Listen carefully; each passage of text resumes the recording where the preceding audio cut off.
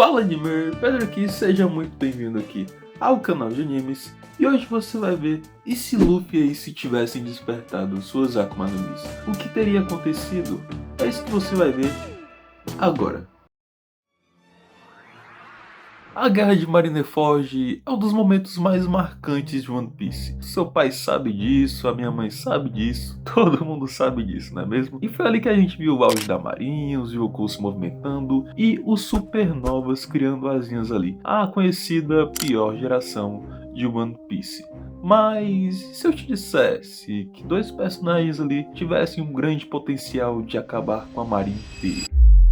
E para a gente entender um pouco melhor isso, a gente precisa saber o que é o despertar em One Piece. É basicamente quando a fruta, uma Akuma no Mi, ganha upgrade total dela, ou seja, quando o usuário engole ela, ele ganha poderes e habilidades, mas até então é só habilidades normais da fruta, não é o poder total dela. E quando o despertar acontece, o poder total dela é oferecida ao usuário. Então isso que é o despertar em One Piece. É quando a fruta ganha um upgrade total dela de poderes. E exemplos claros na obra não faltam. Um exemplo bem claro aqui para você são os Guardiões de Zoan em Impel Down. O Doflamingo com o poder da sua Itu Itu no Mi. E o Katakuri com sua Mochi Mochi no Mi, que pode manipular o ambiente e seu próprio corpo de forma quase limitada. E quando a gente fala em monstros absurdos que usam e abusam desse poder, a gente pode mencionar simplesmente Luffy com Gear 5 e Kaido com sua fruta do dragão lá. A Guerra de Wano é bem clara nisso. E só para frisar aqui para você que o despertar é muito mais do que um upgrade de habilidades. Ele é, na verdade, uma quebra de um limite natural. Agora imagine o possível cenário, meus amigos. O Luffy despertando sua Gomu Gomu no Mi, o seu Gear 5 lá em Marineford, não em Wano, em Marineford agora.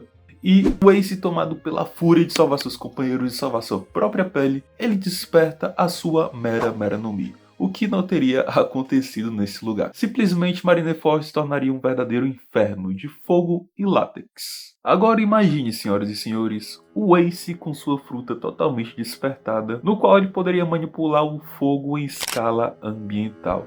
Praticamente devastaria toda a Marineford ali. Quem sabe ele ficaria de pé de igualdade contra os almirantes. Ele teria seus poderes megamente ampliados. E Marineford sofreria com soldados figurantes seriam facilmente derrotados e almirantes sofreriam dificuldade em derrotá-lo. Sem falar que seu corpo também ia ser completamente tangível, já que ele é feito de fogo ali, com a fruta e tudo mais. Então qualquer um que fosse atacá-lo ali, praticamente as chances de derrotar ali ele seriam muito baixas. Já Luffy, por sua vez, se tivesse despertado sua Gomu Gomu no Mi, ou fruta do Deus Nika como conhecemos hoje, traria uma virada absurda na guerra. Mesmo sem o domínio total da sua habilidade, o despertar não só daria a habilidade dele mudar o próprio corpo, como também mudar o ambiente ao seu redor, como o chão, os prédios e até as maquinarias da marinha. Agora imagine a seguinte cena: Akainu soca o chão para atacar e de repente o próprio chão vira uma cama elástica. Kizaru tenta fazer seus raios lasers e eles começam a quicar que nem bolas de ping-pong. Os marinheiros tentariam atacar com espadas e elas virariam macarrão instantâneo de borracha. Absolute cinema. E agora, com Luffy e Ace totalmente despertos, a Guerra de Marineford dificilmente teria o mesmo resultado que o cânone. Ace não teria morrido, Barba Branca teria ganho muito mais tempo e talvez até Akainu tivesse sido derrotado naquele momento.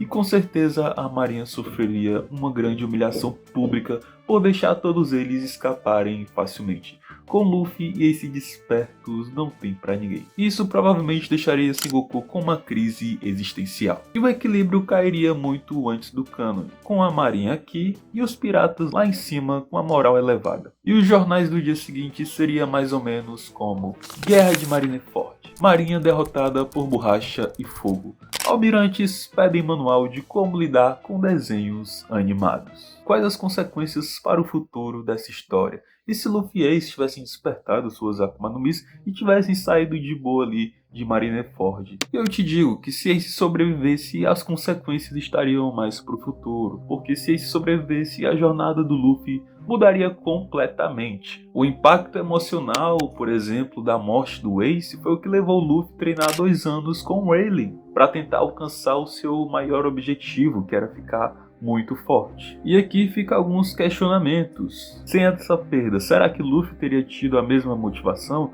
Ou será que teria avançado com Ace ao seu lado, mudando completamente o rumo da tripulação?